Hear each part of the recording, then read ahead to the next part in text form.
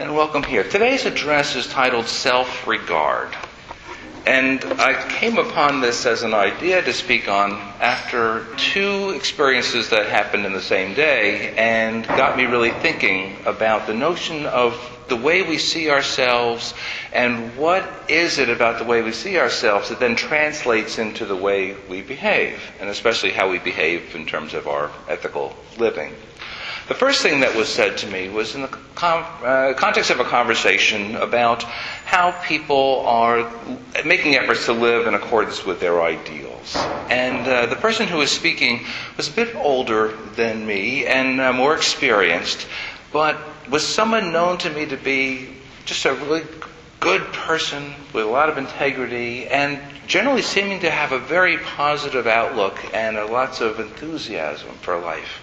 And it was very surprising for me to hear then her description of the kind of thoughts that attended her behavior, which most often were about noticing falling short and not quite reaching up and feeling self-critical and always having this sense that there's just not really a sanguine quality about the way we live, and that one is always coming up shorter than one expects, and that there's a kind of a sadness to life and a frustration to life when you look at it from that point of view. The other experience happened later in the day. We were visiting family, and the person who was hosting is an avid collector of newspapers. In fact, we didn't get into his room, and there's probably a good reason for that. Apparently, he has newspapers from many years ago, all stacked up. I'm sure he'll get to them any day now. But he does find things that he pulls out that he likes to share, and he puts our name on it and circles it, that kind of thing. And one of the articles that he wanted to share with Ann and I had to do with an educator who was feeling frustrated by the number of students who had an overinflated view of their performance. Right? They would turn in the most dismal schlock for a paper, or they would write these incredibly lame essays on a test, and then be very surprised when they would get a grade that was less than an A. And they would go to talk to the teacher, and they say, well, it was mostly good, right? And the teacher would say, well, no, here's the 4 points you needed to answer, and you didn't answer any of them. Yeah, but I was close, right? I mean, it was really all right. This sense that regardless of all, one has to imagine that they're okay is another way of people's having an attitude that they utilize to kind of relate to their life. It reminded me of watching American Idol. Do you guys watch American Idol? Okay, so a few of us do. If you were to watch this, what you have, and you saw this actually when we did our karaoke night with American Idol, right? The performance happens, and then there's 3 judges that critique the performance. Now, these are judges who, or not sometimes 4 now, I guess, but these are judges who really have been in the music industry and generally are known to be folks who have produced successful things, etc. And so they give these critiques. And invariably, when the critique is a bad one, say, it just didn't work for me, I thought you were pitchy, I thought it was a bad song choice, going on and on and on. And then at the end of the performance say, well, I had fun, and that's what matters. I had fun. I had fun over and over and over again. And it's striking, right? It's striking because it says to me, well, what about the notion of taking in someone else's point of view that might be a bit at odds with your self-assessment? What about that? And do they do that? Now, the thing is, I have no idea what these people are actually thinking to themselves. All we get is the words that we hear back. But it did get me on a roll, thinking, well, what am I doing in this regard? And what are you doing in this regard too? Right? Self-regard, what we think about ourselves. So, imagine yourself standing in front of the mirror, right? And you're looking at yourself in the mirror.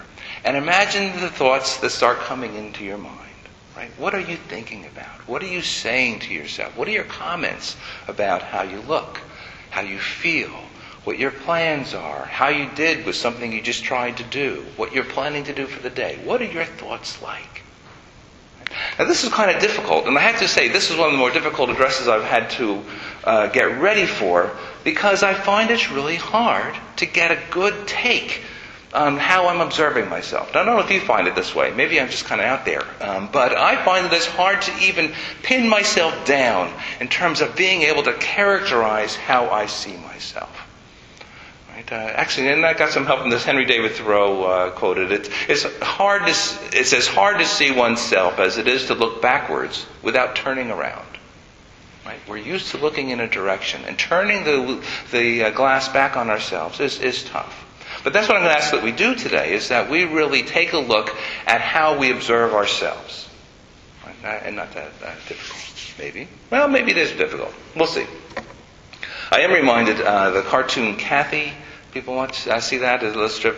There was one, a summertime edition, and the summertime is always poignant for me because of the bathing suit thing, And Kathy is, not the most thin and tall person in the universe, and is always going through these bathing suits. But there's one that I remember very well. It was her and two friends at the beach, and they had all their cover-ups on, and they're carrying all their paraphernalia and everything else. And this guy comes up to them. Now, this guy makes them look svelte. Right, really big and heavy, clearly sweating profusely and very overweight. And then they had the thought bubble above his head. What do you think it was? The one in the middle would be cute if she'd lose a few pounds. Right? Self-perceptions, they're difficult. When I look in the mirror, I got to say, I can see the six-pack beneath the belly. Right? It's there. I'm sure of it. I'm positive about it. I can see that. Right? But is that really an accurate perception? Well, that's what I'd like to find out. Right? Is it more accurate that we're able to see inside? Or is it more accurate that we're able to see the image as it is? As it is. Well, look, these things aren't simple for one big reason, which is that we've grown up learning how to see ourselves. We grow up in cultures. Right? We grow up in a community. We grow up in a family. And the interactions that we have with each other are the things that really become a lot of the internal dialogue that we have with ourselves. And it's a bit tough to get outside of that. Now, I had some help in this regard with Malcolm Gladwell. Ruth Ann actually got this book for me. Anyone seen Outliers? This is the same guy who wrote The Tipping Point, which I know is a very popular book. Very good read. It's pretty quick and got some very interesting things there. What I like about Gladwell is he tends to just take a fresh look at things and to stir up your thinking. All right? So in this case, Outliers is looking at people who are known to be kind of special in some kind of way, and then to try to figure out what accounts for their specialness. Most often we're inclined to think that there are just special people out there who have extra brains and extra strength and that sort of thing that they're kind of born with, and that whatever their circumstances, these are people that would rise to the top. And his main effort is really to challenge that notion and to demonstrate how much we depend on our context for who we have become and how we live our lives.